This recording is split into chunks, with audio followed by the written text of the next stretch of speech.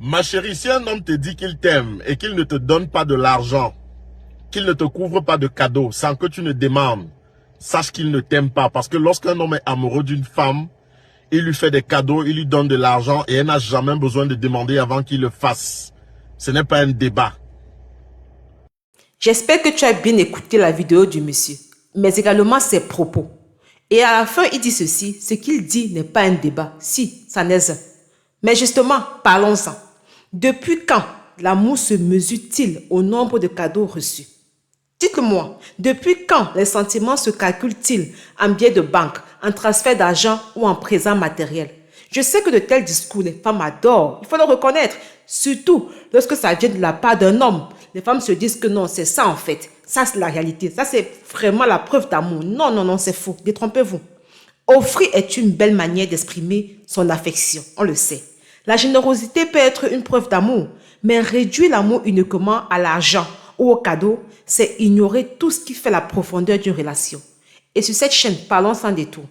Je vais prendre la peine de dire à ce monsieur ce que c'est que l'amour.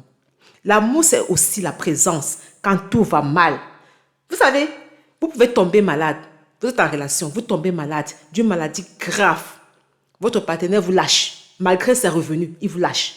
Mais le partenaire qui sera à côté de toi, auprès de toi, dans de tels moments, dans des moments difficiles, ça c'est de l'amour. L'amour, c'est le respect quand personne ne regarde. C'est-à-dire que l'homme qui te regarde à tout moment dit, cette femme, elle mérite tout mon respect. C'est-à-dire même quand il fait une bêtise, même quand il se garde dans le vocabulaire, il se sent mal. Ça, c'est de l'amour. L'amour, c'est le soutien dans les moments difficiles. C'est le sacrifice silencieux que personne n'applaudit. Tu sais que non, cet homme, lui et moi, on a traversé, c'est-à-dire qu'on a vu des verres pas mûrs, mais il est à côté de moi, il est resté, il m'a soutenu. Ça, c'est de l'amour. L'amour, c'est le temps. Il faut le reconnaître, hein? C'est le temps qu'une personne te consacre alors qu'elle pourrait être ailleurs. Aujourd'hui, beaucoup de femmes se plaignent. Mon homme n'est pas présent, il est comme ceci. Mais attendez, un homme qui a peut-être une réunion importante, mais qui te dit, peut-être voilà, toi, ma femme ou ma copine, tu traverses un moment difficile. J'ai reporté ma réunion ou bien j'ai annulé pour être auprès de toi. Ça, c'est de l'amour. Certaines personnes ont beaucoup d'argent, mais très peu d'amour à offrir. Et ça, il ne faut pas l'oublier. D'autres également ont peu de moyens, mais donnent leur cœur, leur énergie, leur loyauté et surtout leur engagement chaque jour. Et ne venez surtout pas me dire en commentaire qu'on ne mange pas ça. Si, c'est important. C'est ça qui fait une relation.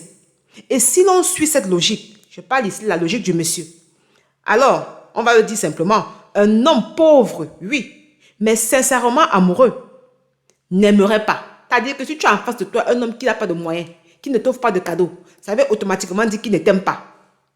Mais un homme riche qui couvre une femme de cadeaux, tout en la trompant ou en la méprisant, l'aimerait davantage. En quelque sorte, c'est ce que le monsieur est en train de dire. L'amour n'est pas une transaction commerciale, chers membres de la communauté, chères femmes. L'amour n'est pas un contrat financier. L'amour n'est pas non plus un concours de dépenses. L'homme qui dépense peut-être plus sur moi est celui qui m'aime le plus. C'est faux, détrompez-vous. Le véritable danger aujourd'hui, et ça il faut le dire à haute voix, est de créer une génération qui confond la valeur d'une personne avec ce qu'elle dépense. Car de tels propos sont des propos qui définissent très mal ce que c'est que l'amour. Une jeune fille qui écoute de tels propos et qui a en face d'elle un monsieur, un jeune homme qui se cherche encore, va passer à côté de sa vie, de son futur, sous prétexte que non, ce monsieur n'est pas encore prêt. Il n'est pas prêt pour moi parce qu'il ne m'offre rien. Mais est-ce que demain t'appartient? Mais si tu as en face de toi un homme qui a la vision, un homme qui sait déjà ce qu'il veut, ce n'est peut-être pas encore matérialisé, mais ça viendra. Prends sur toi d'être patiente, prends sur toi de regarder d'autres valeurs que la personne possède que de complètement te consacrer, c'est-à-dire que te concentrer uniquement sur son portefeuille en disant, bon voilà, comme il ne m'offre rien, automatiquement il ne m'aime pas. Non. Prenez beaucoup de recul. Lorsque l'argent devient la seule preuve d'amour, les sentiments finissent souvent par perdre leur place. Et ça, il faut le dire. Alors oui, offrir est beau, on le reconnaît. Être généreux est admirable. Mais l'amour mérite mieux qu'une simple étiquette de prix. Et si nous arrêtions, en tant que femmes, de mesurer l'amour à ce qu'une personne met dans notre main pour commencer à regarder ce qu'elle met dans notre vie. Parce qu'un homme peut t'apporter plus que des cadeaux ou de l'argent. Il peut t'apporter de la vision. Il peut t'apporter... Il y en a tellement. C'est-à-dire qu'il change ta vision.